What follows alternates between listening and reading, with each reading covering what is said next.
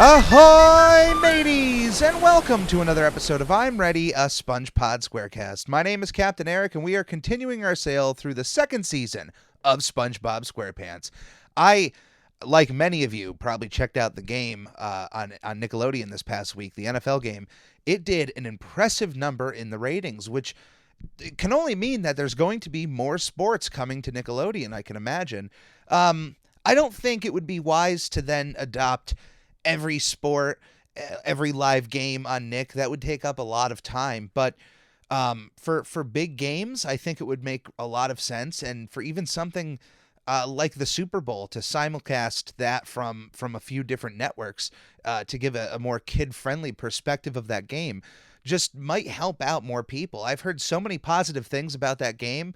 I enjoyed it. It was a lot of just extra silliness on the screen, and of course there was one big word that was a bit of a shock in the middle of the game there for anybody watching live and paying attention, but from all counts, it was a success. Now, with the game, we also got our very first look at Camp Coral, SpongeBob's Under Years, which a lot of fans out there very negative on, probably not a lot of people wanting to even look at a sneak peek, but I think there was a good amount of us that, even if you were cynical about it, you wanted to check it out just to see, what are we dealing with here. And from the clip they showed, there were some positives and some negatives to take away from it. Aesthetically, there's something pleasing about the CG characters, but at the same time, it doesn't feel 100% its final form. Like, if you gave this show another 6 months of development, would the look of it come out a little bit better?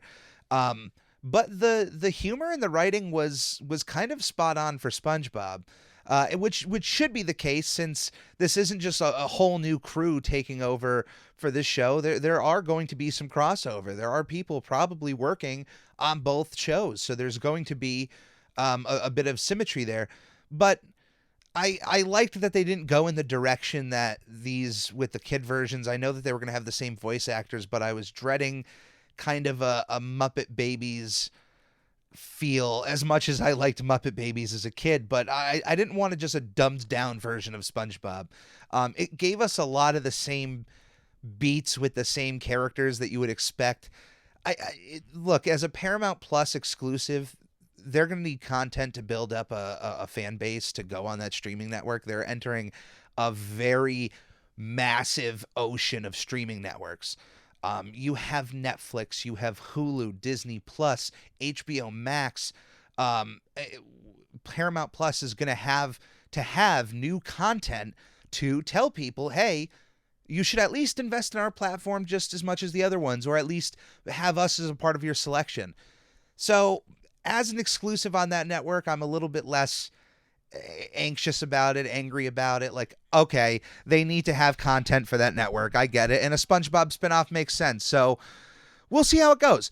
I'm going to give it a shot when it comes out. I still, the sneak peek though, we've been told that what we were seeing was not finished. So that's also good too. I forgot somebody who works on the show came out and mentioned that it wasn't, going to be finished work. So we'll see how it looks on Paramount Plus. But before we get into Bubble Buddy today, let us look back into the past in This Week in Nickelodeon History. Nick, Nick, Nick, Nick, Nick, Nick, Nick. Nickelodeon. Nick, Nick, Nick, Nick, Nick, Nick, Nick. Nickelodeon. 25 years ago this week, on January 14th, 1996, we had the final episode of Global Guts, which itself was the final season of Nickelodeon Guts. Nickelodeon Guts, out of all of the big game shows I grew up with as a kid, it was my least favorite.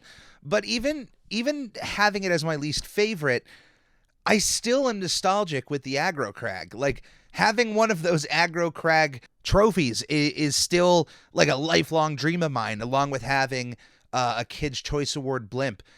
So even though I don't have a lot of fond memories of specifically watching the show, that the end Aggro Crag part is always fantastic. Like, that was always so fun to watch. Everything that came before that, I have like no memory of watching.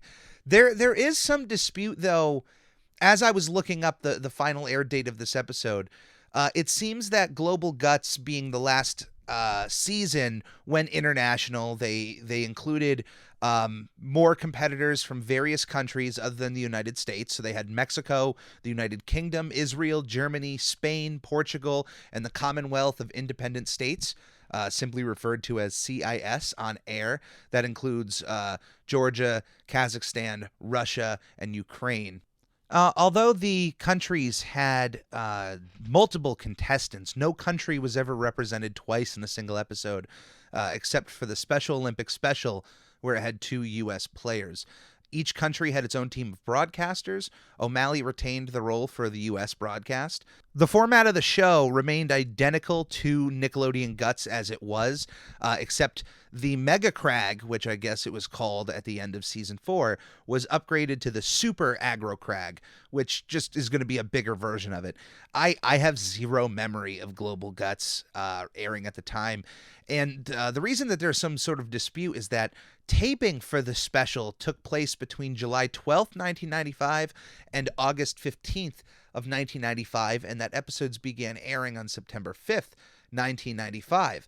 But the only information that I can find of that final episode is saying that it aired January 14th, 1996. But then there's other publications that are saying that Global Guts ended on December 10th, 1995. So I have no idea. Like there's some publications saying one thing, some others saying another. Either way, in this last month or so, it's been 25 years since the final episode of Nickelodeon Guts, with the last season being Global Guts. 17 years ago this week, on January 11th, 2004, Drake and Josh premiered on Nickelodeon. Drake and Josh is one of the biggest sitcoms that Nickelodeon has ever had on the air. It is my personal favorite Nickelodeon sitcom to ever have aired on the channel. And in my opinion, I think it is just the best one. Second to that being Kenan and Kel, which you could argue for that top spot because it came earlier and really set the standard. But Drake and Josh, it has staying power. It has remained popular all these years later when it's been off the air for such a long time. To me, Drake and Josh has the staying power from where it came from in the 2000s as to Full House did where it came from in the 90s, which is crazy because both Josh Peck and John Stamos were on that Grandfather. They were on some show together, and they were, making a bunch of vines with each other at the time online. But yeah, like Drake and Josh is that sitcom that I could point to in the 2000s and say, if you want to perfectly encapsulate and show the 2000s through a lens, go watch Drake and Josh. Others would probably want a wider spectrum to show off how our world was at the time, but for sitcom's sake, that's got to be up there. It's still like Drake and Josh is still being mentioned, still being talked about in 2021.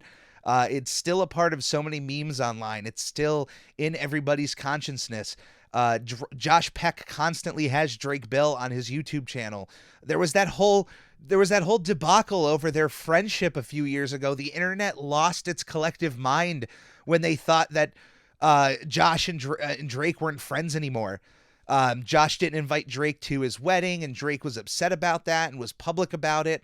And the internet lost its mind. And then there was that moment where they finally embraced and hugged, and it was just such a feel-good moment. And you grow up watching these people on television and think they're the best of friends. And you know what?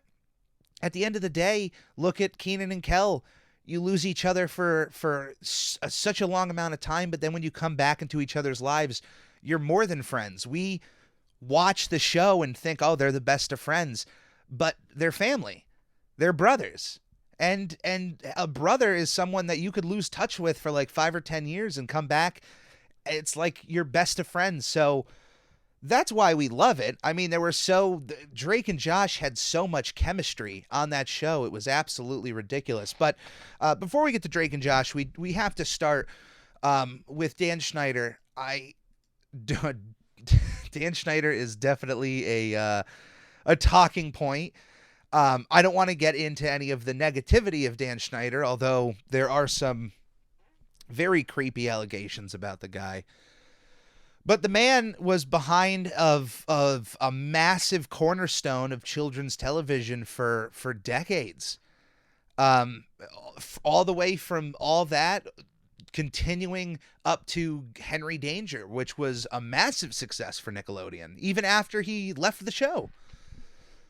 So the journey of Drake and Josh really starts with all that, where it being a variety show, you have so many different actors come through, both male and female, who become so popular with the audience that they take these actors, and they eventually, once you kind of grow out of all that, you take on your own show. It's what happened with Keenan and Kel. They got their own show off of all that, as did Amanda Bynes. Amanda Bynes was a very popular cast member of all that, probably the most famous female cast member that the show has ever had. But kudos to Amanda Bynes, who, even beyond Nickelodeon, had such an amazing career for herself. It made sense at the time for her to get her own show because she was just that popular. There was no denying it. So the Amanda Show was born, and that started in 1999, October 16th, 1999, and was mainly a smaller version of all that. The sketches were not as big. A lot of them were even just single characters talking to the camera. There was an overarching story of the show, with Amanda Bynes playing her number one fan, Penelope Taint, constantly chasing after Amanda to finally meet her hero, and of course, always coming up empty-handed. But just like all that, the Amanda Show gave us two cast members who very clearly, very obviously had chemistry with each other, Drake Bell and Josh Peck. Just like Keenan and Kel and all that, where it was just, you could not avoid how much chemistry the two actors had with each other. Drake and Josh were exactly the same way through the Amanda Show. The Amanda Show unfortunately ended in 2002, and pretty much right away, you could see the writing on the wall if you were Dan Schneider. You take these two actors with incredible chemistry and you design a sitcom surrounding them. Instead of just having two best friends, you have unlikely stepbrothers. You have Drake playing Drake Parker. You have Josh playing Josh Nichols, and their parents, played by Nancy Sullivan, who is also from The Amanda Show. She should get some credit here as well. And Jonathan Goldstein playing Walter Nichols. Joining the cast was also Miranda Cosgrove playing Megan Parker, Drake's sister and Josh's stepsister. Two families coming together in California in this beautiful home, and I know it recently went up for sale, but kudos to whoever owns the Drake and Josh exterior house. Of course, the insides are all sets, and that house doesn't look like it does on the show, but someone could dream of having Drake and Josh's bedroom on top of the garage. There are many reasons you can point to as to why this has stayed in our subconsciousness for so long, but I think the thing I always liked about Drake and Josh is beyond the chemistry of the cast, because it just seemed that whoever the casting directors were for these shows were definitely finding the right people for the characters, and everything just meshed perfectly. But for as silly as it would get, with characters like Crazy Steve, it would also feel very grounded and have real serious moments. As serious as you could get on Nickelodeon. Let's be honest here. Certain sitcoms could go in certain directions, and of course, Drake and Josh never got too heavy with its content, but the characters felt real. They had moments where they really enjoyed each other's company. They had moments where they didn't want to be in the same room. They had moments where they were forced to figure out their way out of a problem, and in some cases needing to overcome certain personal obstacles.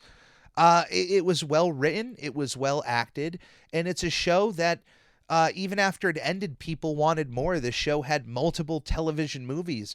Most notably also, an acknowledgement from last week, Drake and Josh Go to Hollywood is 15 years old. It debuted on January 6th, 2004. And even when Merry Christmas Drake and Josh came out, I was like, this is great. They're going to keep making movies for the show, and I'm kind of disappointed that we haven't had more Drake and Josh. It's a show that, just like Full House, could be revived in a similar way. As I said, Drake and Josh to me is like the 2000s Full House. Not as corny, but lovable in the exact same way that you can remember. I'm just imagining, like, can you imagine Josh owning that house? Him unfortunately losing his wife, having his kids, and his stepbrother moves in to help him take care of his kids. It's incredibly formulaic. It's it's very much like Full House and even Fuller House, but that's the perfect way to get family together is helping each other out. And look, the writers for Drake and Josh, I think, would be able to take that and spin it in ways that keep it fresh and make it fun. And imagine if Mindy is the teacher of the school now, or the principal, and still has to run in with Josh. Maybe they broke up at some point.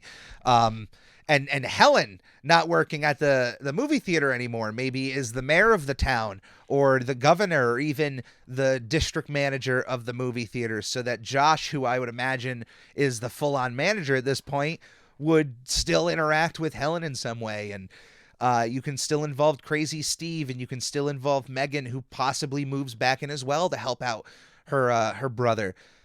I think Drake and Josh could absolutely come back for a revival. And if Paramount is even, I mean, they're already bringing back iCarly for Paramount Plus. I mean, why not get a twofer? You have Miranda Cosgrove under contract. Throw another option at her for Drake and Josh and bring them back. That show absolutely could be brought back right now and would still have the same staying power that it did in the early 2000s. But and I guess it's not out of the cards. I mean, back in 2019, I know Drake was mentioning that they were both kind of pitching this idea of an adult Drake and Josh getting back together and some of their shenanigans. That throw money at these guys, that would be a massive deal. If any of these networks are listening who are in connection with Viacom, Drake and Josh is where the money's at. 4 years ago, we had the debut of Butch Hartman's fourth cartoon, Bunsen is a Beast, which debuted on January 16th, 2017. This is definitely the low point of Butch Hartman and Nickelodeon. And I will say this, I have not watched Bunsen is a Beast. I've seen clips online. I've, of course, seen a few clips of the Fairly Odd Parents crossover episode. There was a big deal put into this show, going so far as to create an original little short movie online of Danny Phantom combining with Tough Puppy and the Fairly Odd Parents finally meeting Bunsen as a Beast. There was a big deal put into this show. And for me, it was the animation. It was the very cheap computer animation that the Fairly Odd Parents ended up getting sucked into in its final season. It just came off so ugly, and you can tell that effort was put into it, but there's just something about it. It's more of the movements. Like, still images look great. Like, if you were to pause any episode of Bunsen is a Beast, it looks great, but the way the mouths move, the way that the characters move, that's what just makes it look bad to me. But what I was trying to say is, no matter how bad people might think the show is, I think there is still good in the worst of Butch Hartman as far as his creations go. I don't have any comment as far as any of his other ventures outside of what he's produced on Nickelodeon. One day I'll watch Bunsen is a Beast. I'll eventually get there, and I'll stop watching reruns of Doug, Rocket Power, and Hey Arnold. It was just a shame to see such a revered creator kind of go out with a fizzle, because the show just kind of came and went. It was like it was done for him. You could almost tell in some ways that this was a swan song effort. And yeah, there was just, I don't know, there was something about it other than the movements that just kind of rubbed me the wrong way. But I'm glad it existed. I'm glad Butch Hartman got to create so many characters. There's got to be fans for this show out there. If you're a fan of it, I'm glad it exists for you. And one day I'll check it out. 3 years ago this week on Nickelodeon, The Adventures of Kid Danger premiered on January 15th, 2018. The Adventures of Kid Danger is an animated spin-off of Henry Danger, in which it's the exact same show. I don't want to I don't want to say exact same in terms of like it's the exact writing and but it's basically the same plot. The plot of the team of Captain Man and his sidekick Kid Danger protecting the city of Swellview. That's the show of Henry Danger. Of course, both shows are more about the sidekick. He's kind of the main star, and everyone else is secondary to him. It's just like more of the same, but animated. I think it was smart to do, but they were doing it while Henry Danger was still on the air. It's kind of like the SpongeBob thing. Like, the reason right now Camp Coral is getting a pass is that it's a Paramount Plus exclusive. I heard it'll eventually air on Nickelodeon, but the fact that you can kind of have this separation of SpongeBob on TV and Camp Coral on TV for at least a little while. They should have held this show off until either put it on a streaming service at the same time as Henry Danger is on television, or just waited until Henry Danger ended to then do a cartoon. But I thought it was so weird to just have a cartoon out of nowhere at the same time that your main show is still going on. It's double dipping for no reason. So it just kind of came and went. There was one season, 12 episodes. They aired those episodes up until June 14th, and that was done. That went The Adventures of Kid Danger. The animation, of course, was definitely not as good. And I know we were just talking about Bunsen is a Beast, but it was even a little worse than Bunsen is a Beast. But you could, I don't know. There was a reason it was getting a pass from me in the animation department. I don't know. I don't even have that answer right now.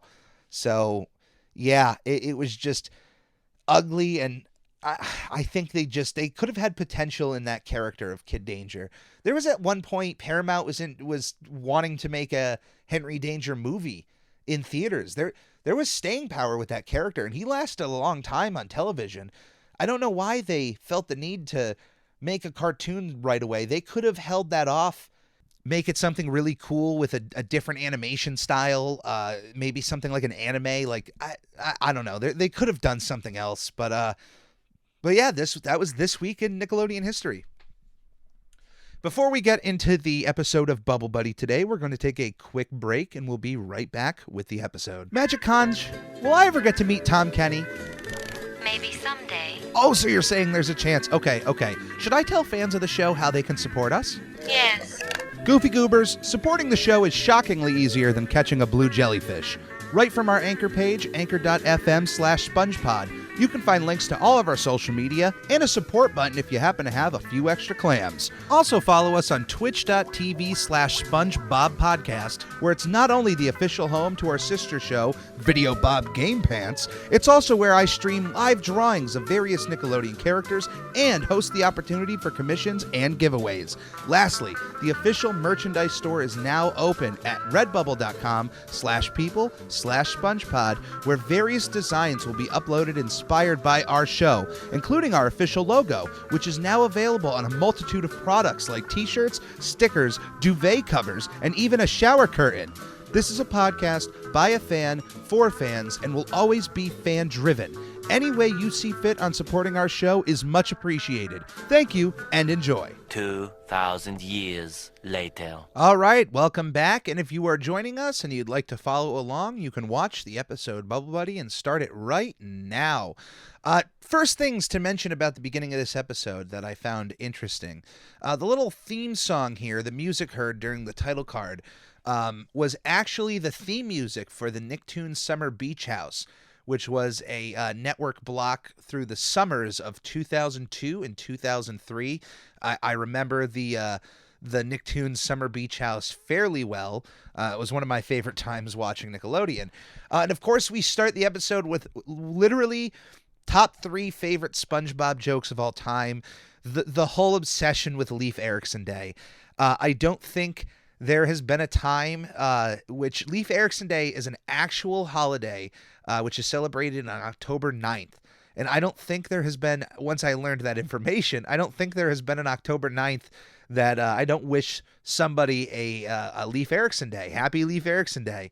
So canonically, this episode takes place on October 9th. I think of 2000. I'm going to say 2000 because this episode of Bubble Buddy aired all the way in February 3rd, 2001. So I'm going to think that this was finished right before it aired. So technically it's of the year 2000. I'm going to go with that. I'm going to stick with it. Another thing to mention in the beginning here, because we went on about the music for so long, is that Chuck Klein, the storyboard artist, his name was misspelled in the beginning of this episode. His last name is Klein, and in the beginning of this episode it is spelled Klien, which is pretty hilarious. I love the idea of Bubble Buddy. I love the idea that SpongeBob, not being able to hang out with anybody, is forced to create his own friend. It's the genuine joy of SpongeBob. It's his good-hearted nature to be able to find enjoyment in the most meaningless objects. It follows the same trend we've seen with episodes like Reef Blower and like The Paper, where SpongeBob can find just genuine pleasure in the smallest item he can have, or if he has to create something on his own. So he creates Bubble Buddy here, who no spoiler warning, apparently has his own personality, and everything SpongeBob is doing is just being a good friend. I love Mr. Krabs, and this is a businessman. This is a business guy who knows you should want to kick anybody out of your business. You want to just put on a fake smile for absolutely everybody, because the whole point is to take their money. And Mr. Krabs understands that. One of the things here is a quarter ouncer double pounder, which is hilarious because it's obviously referencing a double quarter pounder with McDonald's, but a quarter ouncer double pounder. I don't know if that's really big or really small, but I'm surprised with Bubble Bass being in town that he has never came in and just ordered one of everything on the menu. You feel like he would definitely eat a lot in the Krusty Krab, so why not order one of everything on the menu? I guess Bubble Buddy is the first. This whole idea of Squidward being upset that he had to give Bubble Buddy excellent service. It's okay. Mr. Krabs, I completely forgot that happened. Mr. Krabs, what a good businessman again. Willing to chew up food and personally, like, Mama Bird it to an old woman is incredible. Look at that guy. And he probably, if he's smart, is charging her an arm and a leg for that kind of service. Like, yeah, I'll pre-chew your food and spit it out on a plate, but the burger is going to be $500. And she's like, all right. She's a rich old lady. I love the whole idea that Bubble Buddy is lactose intolerant. Like, in the time before they got to the Krusty Krab, or even while they're there, is he just whispering over to SpongeBob like, hey buddy, hey, I'm lactose intolerant. You can't order any cheese for me. But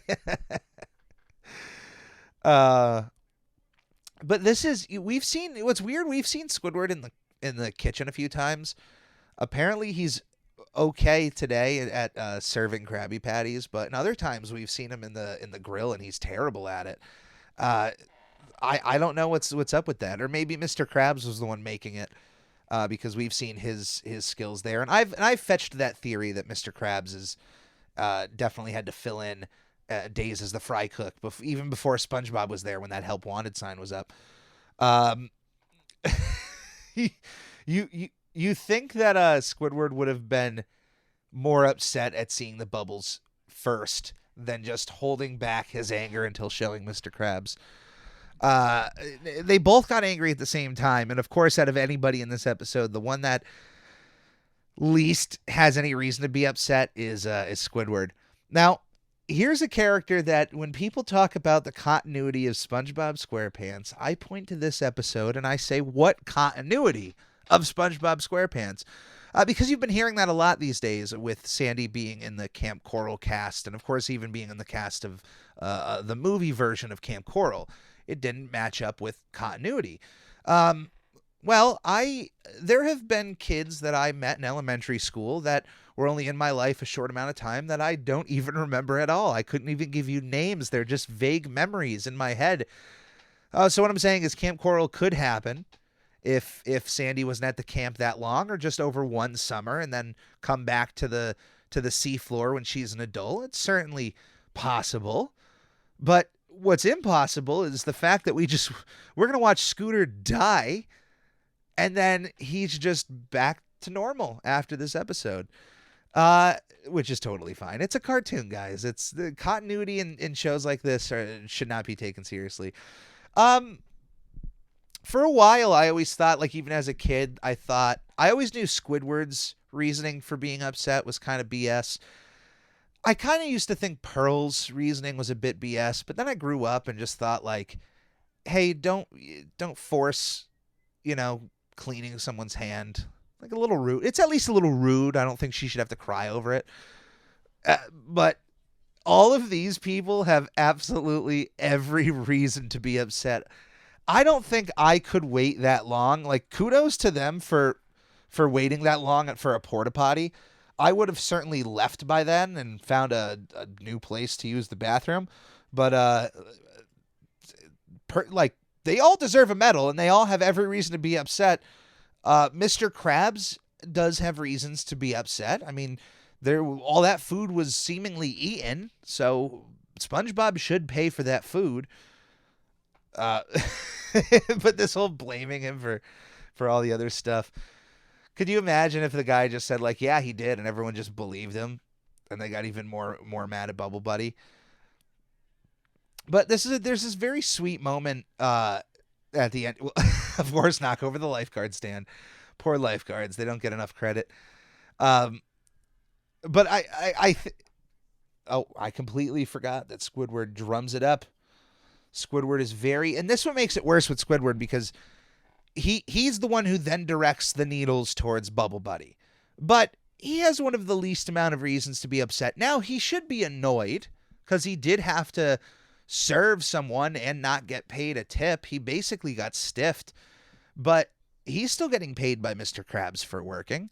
And unfortunately, that does happen to waiters out there in the world, waitresses who probably some of you listening know of a friend or have experienced a time where you were a waitress, they were a waiter, and they got stiffed on a tip. Like, there was a $100 bill and they didn't pay anything. Like, that sucks. That really does suck. That's annoying. So Squidward has every right to be annoyed, but to take out such an anger like that to, like, drum up the rest of the crowd, but it just seems really silly. But Bubble Buddy definitely not helping in the escape department, which it seems just very weird. I know it's a joke and it's a good joke, but the whole idea that he was real, like, he really should have expressed that way ahead of this time. Like, even coming out of the porta potty, if he really needed like 2 hours to be in the bathroom, the least he could have done is when SpongeBob opened, or when the guy opened the door, for him to be like, "Whoa, everybody, I'm just using the bathroom."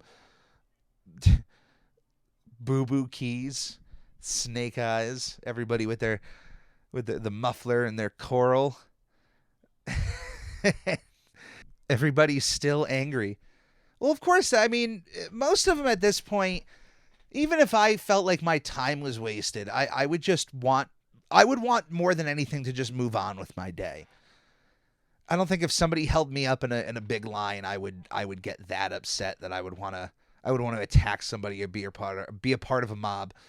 But I always love that it's a bubble taxi that picks him up and then just floats off. Where did it come from? Where is he going? And I adore the fact that he wishes SpongeBob a happy Leif Erikson day. Like, it's just so good. And I love that after that, everybody then accepts everything, seemingly including Mr. Krabs, who still gave SpongeBob a bunch of free food, which was one of everything on the menu, and it was a lot of money. So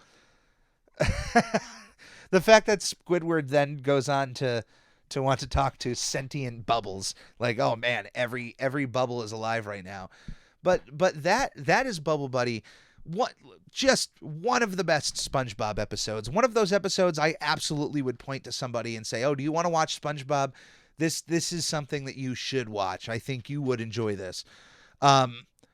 It's definitely one of just those top 10 SpongeBob episodes. And even if it's not in your top 10, you'd have to admit it's got to be in the top half of your list, or at least in the top third. I would imagine everybody would have to agree with that. Especially with something like Leif Erikson Day. Go on social media on any October 9th and tell me that it's just not riddled with SpongeBob references everywhere. It's crazy how much that this episode has resonated in our popular culture. But before we go today, we got to look into our snail mail bag. Mail time.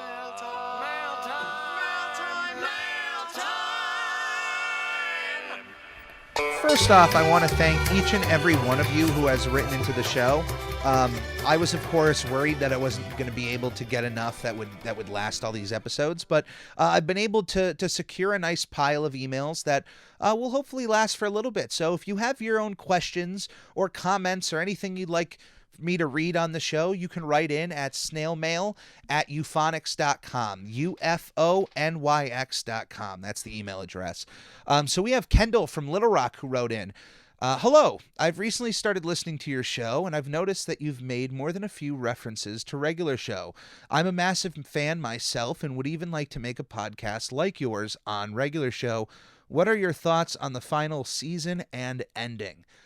Well, thank you, Kendall. I am a big fan of Regular Show, and have been since the very first episode. I absolutely adore it.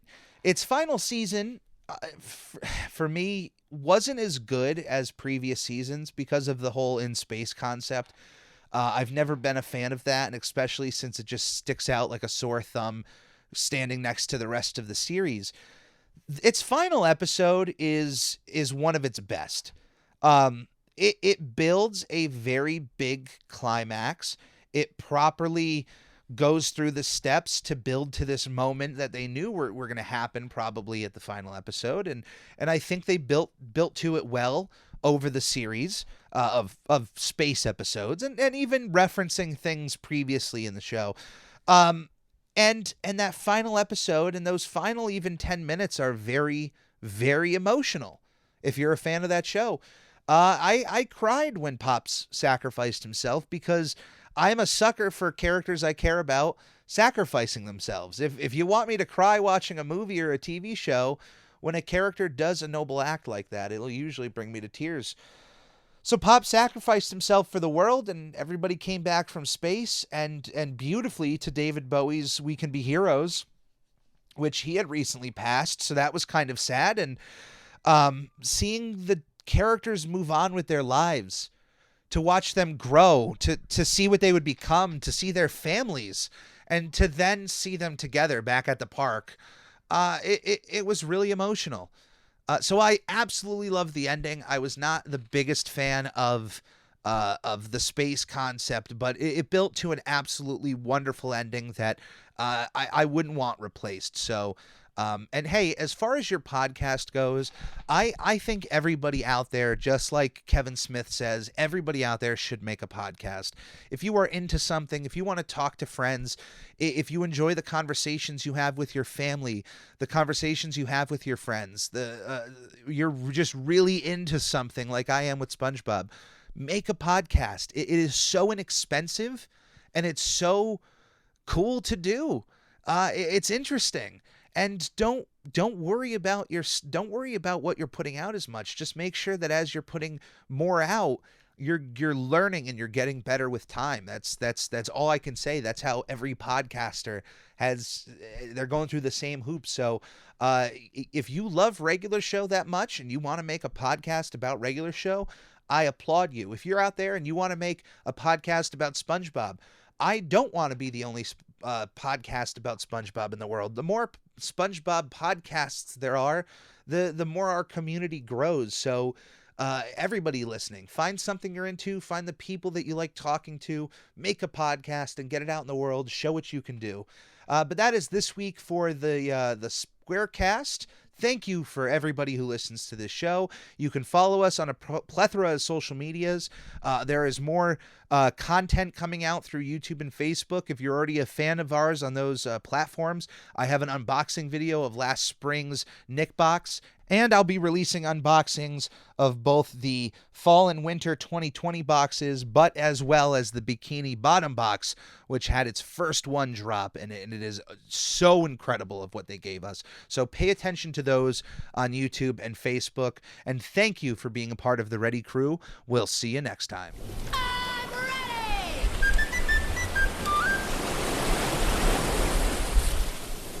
Magic Conj, will I ever get to meet Tom Kenny? Maybe someday. Oh, so you're saying there's a chance. Okay. Should I tell fans of the show how they can support us? Yes. Goofy Goobers, supporting the show is shockingly easier than catching a blue jellyfish.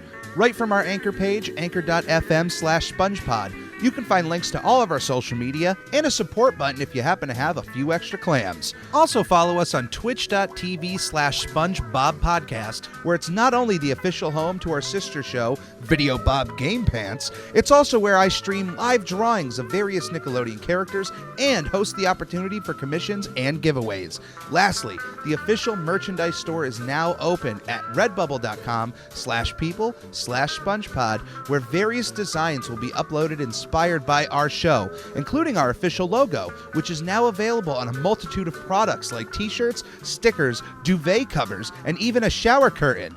This is a podcast by a fan, for fans, and will always be fan-driven. Any way you see fit on supporting our show is much appreciated. Thank you, and enjoy.